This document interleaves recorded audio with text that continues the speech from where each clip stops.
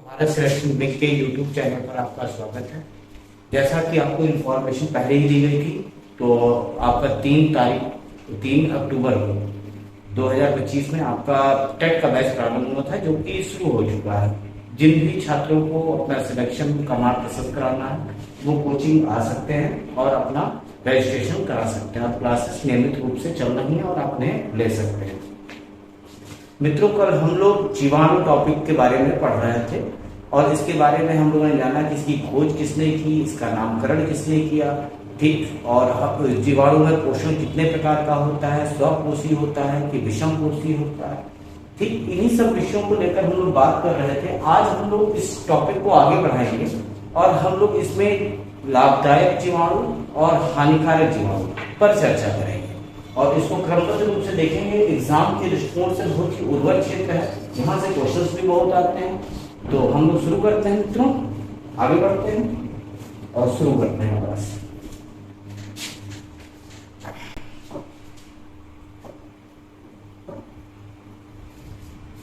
हम लोग बात कर रहे हैं लाभदायक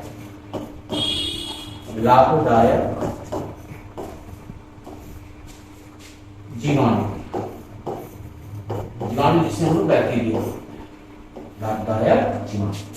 सबसे तो पहले हम देखेंगे भूमि की उर्वरता में इनके द्वारा वृद्धि की जाती है।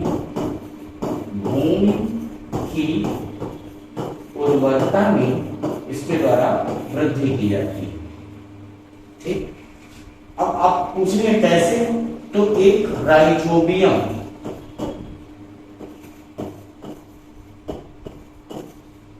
नामक जीवाणु होता है, राइजोबियम जीवाणु। प्रश्न उठता है कहां पाया जाता है, तो ये दलहनी फसलों की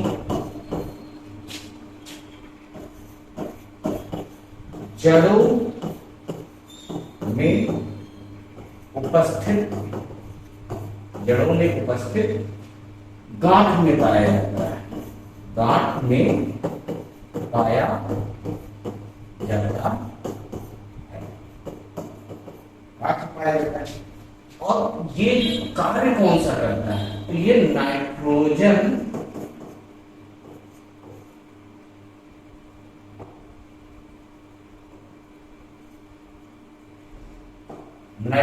फिक्सेशन का कार्य करता है, नाइट्रोजन फिक्सेशन का वर्क करता है।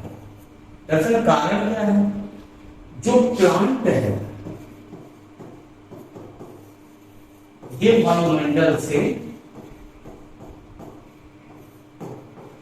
सीधे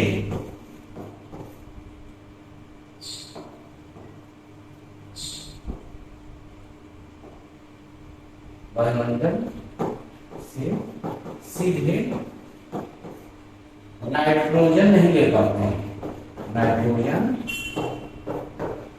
पाते हैं, तो इस दशा में जो ये प्लांट की जड़ में जो राइजोबियम है, ये क्या करता है, वायुमंडल से नाइट्रोजन ग्रहण करता है, नाइट्रोजन ग्रहण करता है। अच्छा, ग्रहण किया और इसे फिर नाइट्रेट में कन्वर्ट कर दिया,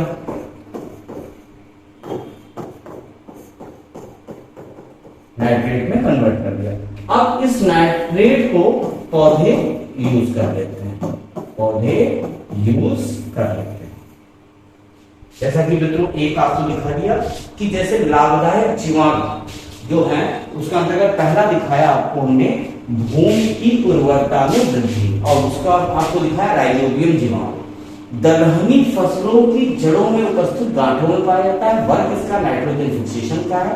अब प्लांट जो है वायुमंडल से सीधे नाइट्रोजन नहीं ले सकते हैं, तो ये जो पौधों की जड़ों की गांठों में उपस्थित जो राइजोबियम है, ये नाइट्रोजन को लेता है, नाइट्रेट में कन्वर्ट कर देता है, जिसका यूज कौन करता है, पौधे करते हैं, और भूमि की उर्वरता में क्या हो जाती है, वृद्धि हो जाती है। आगे बढ़ते हैं और अन्य चीजों को देखते हैं।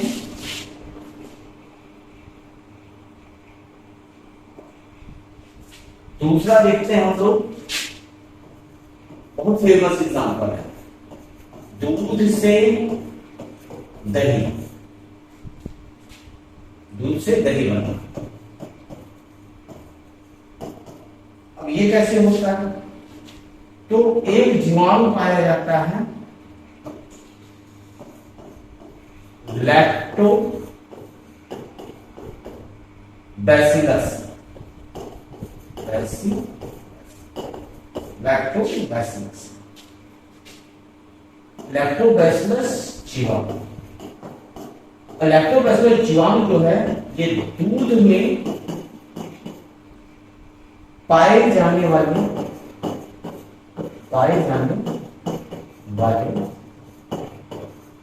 कैसीन नामक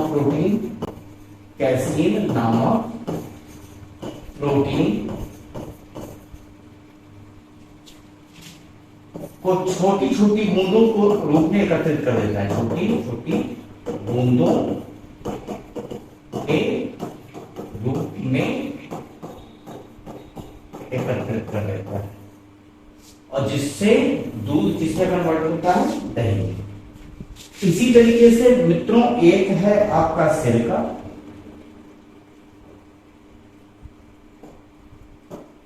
एक मित्रों है आपका सिरका, जिसे हम लोग बोलते हैं वेनेगर। इसमें किस जीवाणु का यूज होता है? तो वो है एसेटोबैक्टर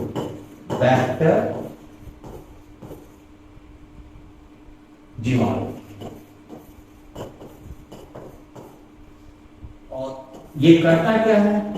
वो जो शर्करा घोल में किण्वन की क्रिया करता है, और इस किण्वन के द्वारा हमको किसकी प्राप्ति हो जाती है?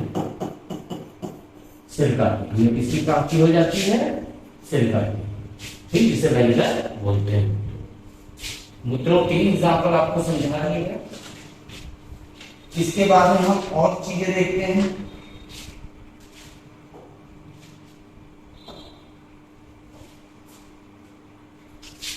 लैक्टिक अम्ल के निर्माण में भी इसका यूज होता है। लैक्टिक अम्ल के निर्माण में इसका यूज होता है। प्रश्न उठता है कौन सा वो जीवाणु है? तो आपका जीवाणु है बैक्टीरियम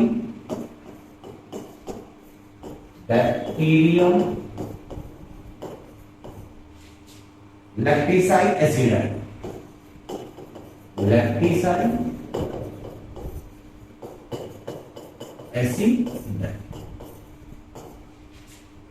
प्लस एक और है बैक्टीरियम एसिडाई लैक्टिसाइड।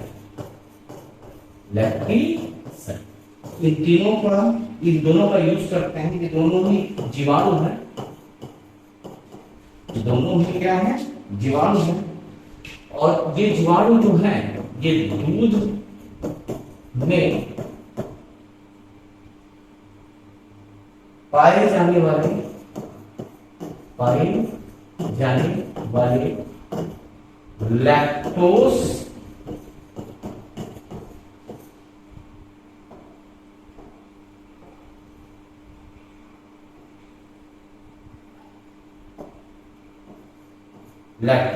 शर्करा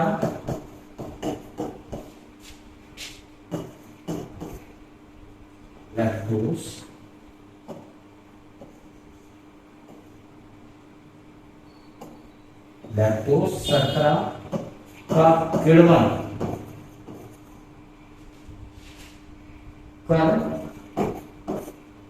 कर लैक्टिक अम्ल का निर्माण करते हैं। किसका निर्माण करते हैं? लैक्टिक अम्ल का निर्माण करते हैं। मित्रों जैसा कि आपको समझ में आ ही रहा होगा कि जीवाणु से लाभ भी है, आगे चलकर इसकी हमको हानि भी देखेंगे। इसी तरीके से जीवाणु का जो यूज है ये हम लोग प्रति जैविकी औषधि के निर्माण में करते हैं।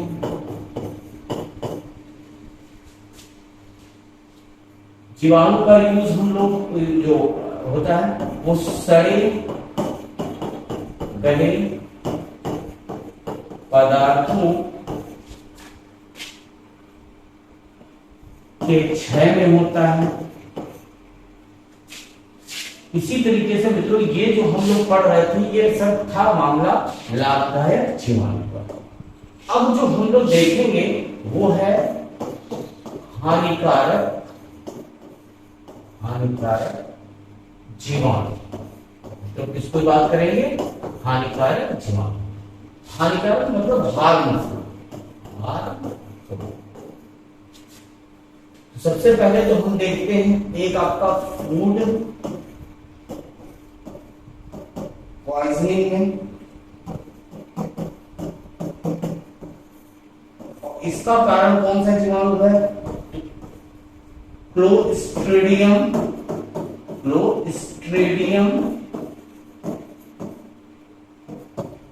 बाटुलिनियम।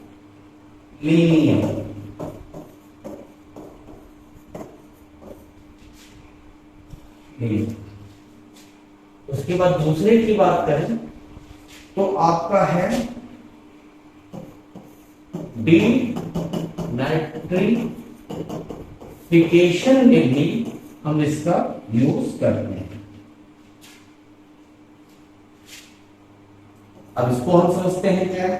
तो जो कुछ आपके जीवाणु हैं, कुछ जीवाणु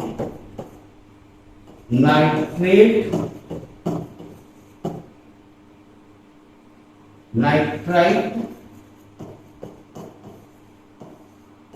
तथा अमोनियम यौगिकों को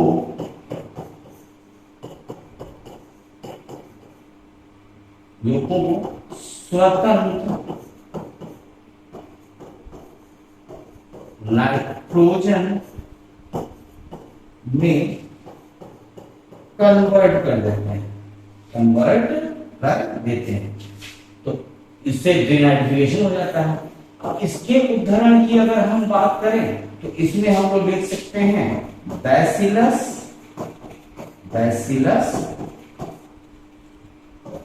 डी नाइट्रिफिकेंस।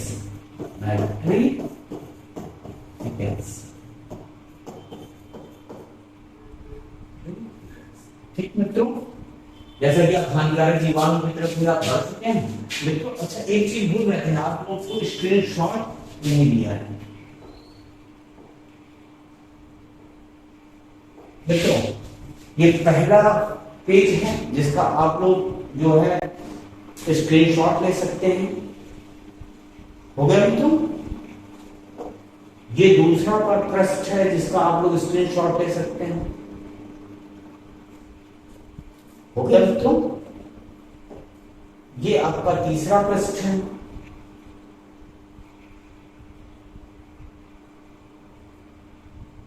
ये आपका चौथा पृष्ठ है। अब हम लोग पांचवें पृष्ठ की तरफ आगे बढ़े। हो गया मित्रों? आगे बढ़ते हैं। अब हम लोग जीवाणुओं द्वारा पौधों में होने वाले रोग के बारे में। तो मित्रों एक रोग है आपका पोटैटो विल्ट, जिसे हम लोग बोलते हैं आलू का शैथिल रोग। आलू का शैथिल रोग ये किसके कारण होता है मित्रों? जीवाणु के कारण। इसी तरीके से अगर हम दूसरी बात करें तो नींबू का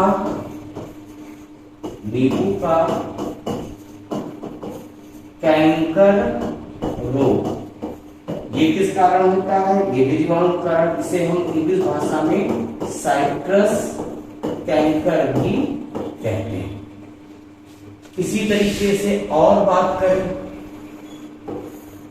तीसरे रोग की, तो वो है आपका गेहूं का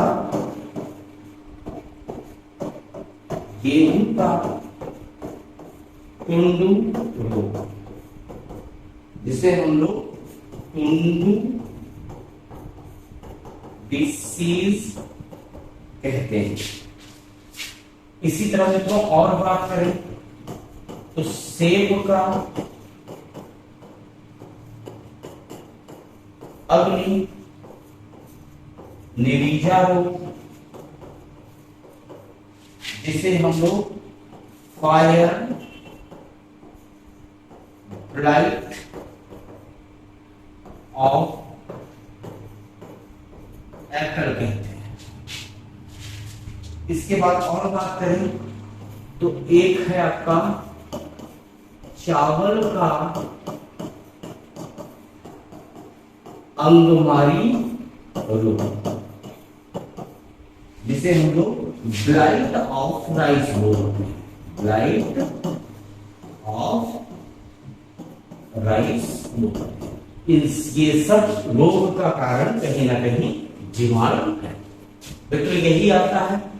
हालांकि आपको यहाँ पर जीवाणु का नाम बताया जा सकता है, मगर ज्यादा नहीं हो जाएगा, उसका कोई अर्थ नहीं है। अगर हम जीवाणुओं के द्वारा पशुओं में होने वाले रोग देखें, पशुओं में होने वाले रोग, इसमें हम दो रोग देख सकते हैं। एक है ब्लैक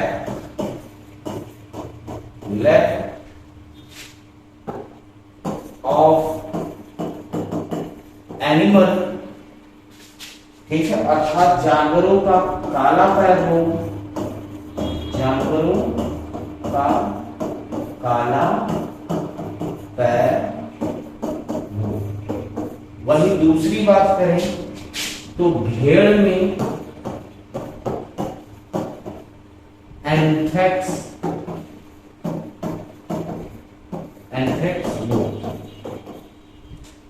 इन सब का कारण भी कहीं ना कहीं हमारे जीवाणु।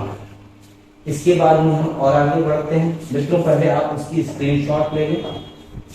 जैसे कि ये जीवाणुओं के द्वारा पौधों में होने वाले रोग, जिसमें आपने देखा कि कोटोटोरेंट, दूसरा है साइट्रस कैंकर, तीसरा है टुंडू डिसीज गेहूं में, तीसरा है आपका फायर ब्लाइट ऑफ एप्पल, चौथा है आपका blight of rice.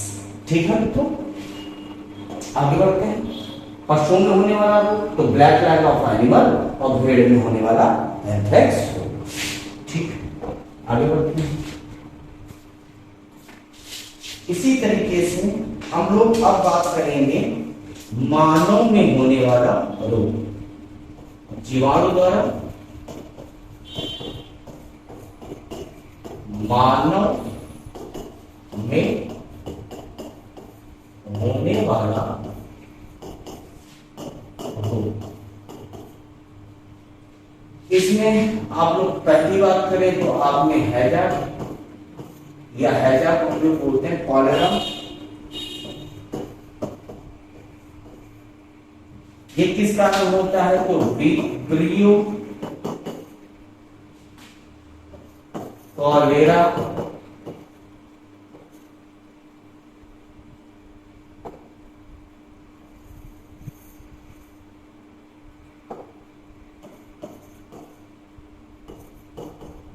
Vibrio cholera नामक जीवाणु के कारण होता है। इसके बाद में इसी के बाद में बात करें डिप्थीरिया,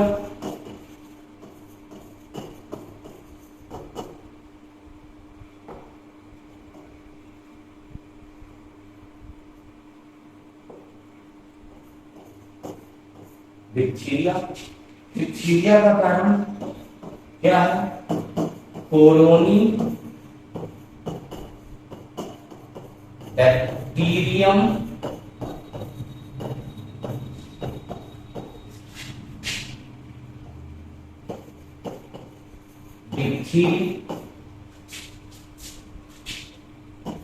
एक नंबर हो गया मित्रों, ये 2 नंबर हो गया। अब हम 3 नंबर पर आते हैं। 3 नंबर है आपका गोनोरोगिया।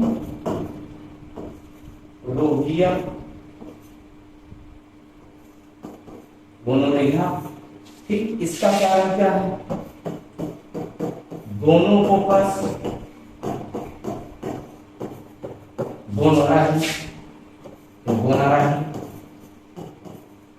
किस जीवाणु के कारण होता है?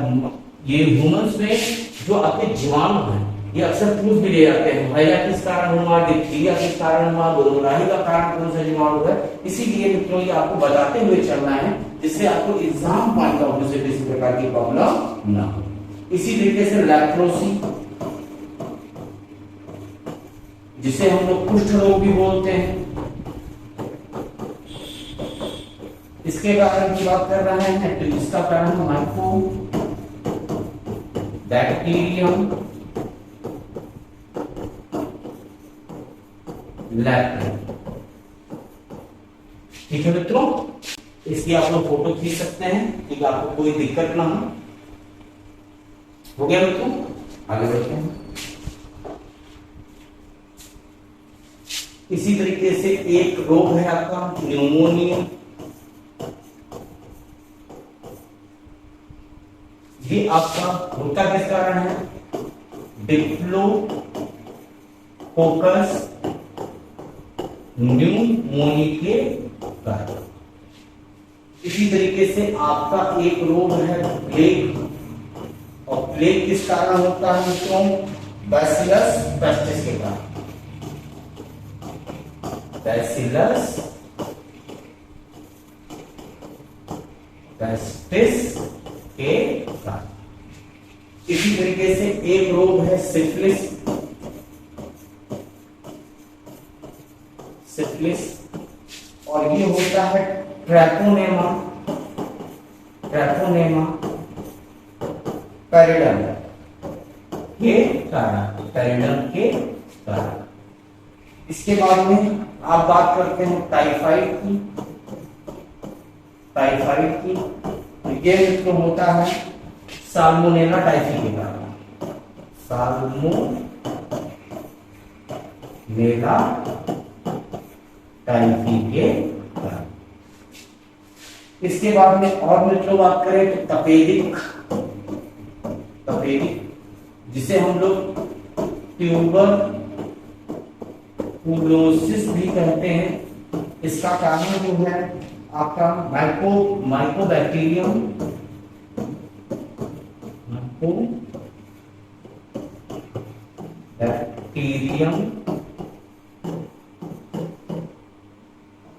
ट्यूबरकुलोसिस।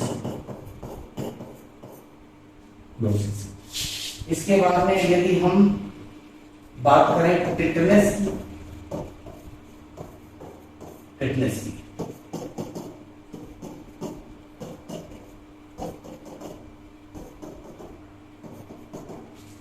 टिटनेस का कारण है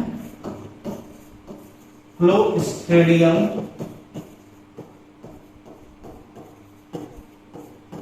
टिटैनी। इसी के बाद में हम लोग वूपिंग कफ की बात करें,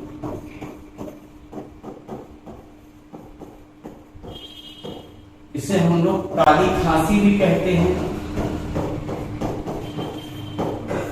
इसका जो कारण है वो है हेमोफिलस परट्यूसिस। हेमोफिलस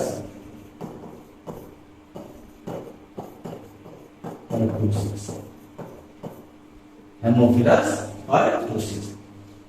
मित्रों आप उसका भी स्क्रीनशॉट ले सकते हैं, जिससे हम लोग एक बार इसको पुनः जो है रिवाइज कर लें, जिससे हमें हर चीज को पढ़ने में बहुत आसानी हो, सरलता हो और चीजों को कर सकें। चीजें बहुत सरल हैं, जैसा कि आप देख भी रहे होंगे, इसके एग्जाम में क्वेश्चन भी आते हैं और हमें सही भी करना है।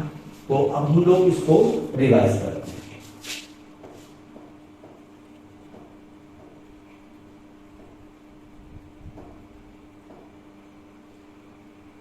मित्रों, जैसा कि आपने देखा, आज हमारी चर्चा का विषय था लाभदायक जीवाणु। क्या चर्चा में था? लाभदायक जीवाणु। तो हम देखें कि कौन कौन से जीवाणु जो है वो हमें या मनुष्यों को कई स्तर पर हमें लाभ भी पहुंचाते हैं। जैसे कि हम पहला स्तर जो बताया गया वो है भूमि की गुणवत्ता में वो क्या करते हैं? वृद्धि। और इसका कारण कौन सा है? राइजोबियम जीवाणु। प्रश्न उठता है कहाँ पाए जाते हैं? तो दलहनी फसलों की जड़ों में उपस्थित गांठ में पाए जाते हैं। वर्ग क्या है? नाइट्रोजन फिक्सेशन का। कौन सा वर्ग है? Nitrogen fixation. फिर एक आपको थोड़ी सी कहानी बता दी कि प्लांट जो है या पौधे जो है ये वायुमंडल से सीधे नाइट्रोजन नहीं ले पाते हैं। तो प्लांट में की जड़ में यदि राइजोबियम है तो ये क्या करता है? वायुमंडल से नाइट्रोजन को ग्रहण करता है, नाइट्रेट में कन्वर्ट करता है और पौधे जो है, प्लांट जो है वो इसका यूज कर लेते हैं। मित्रों, आगे बढ़ते हैं।